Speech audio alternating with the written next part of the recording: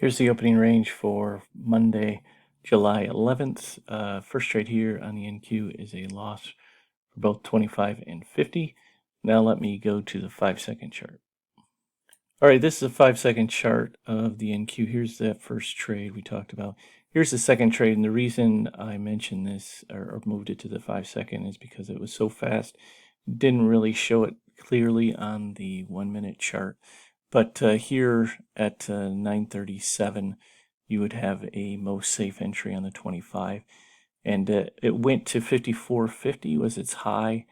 The 50% was 54.25. So we've talked about that before too, where it coming to the 50% and rejecting it really quickly. And this is a 5-second chart, so and you can see it rushed right back down to the pivot down here, and then eventually coming down to that area there, which this is the third pivot. Again, I'm still on the 5-second time frame, but it came right to the tick. 89.75 is where it needed to come down to for the pivot. It came down right to 89.75, and you can see it bounced. So just to recap, the first one here was a loss for 25 and 50, making this a 25% most safe, which was a winner.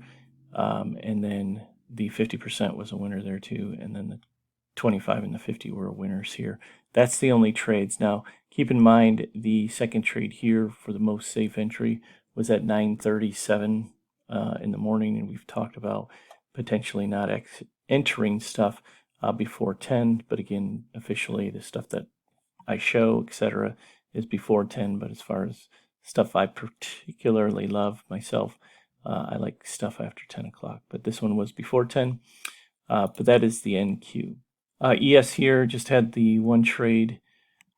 This is a 1-minute chart, and it was a win for both. It did not come down to the second pivot, missed it by a bit, but it was a win for both eventually on the S&P, and then the Dow stayed basically right inside of its opening range vast majority of the morning so far.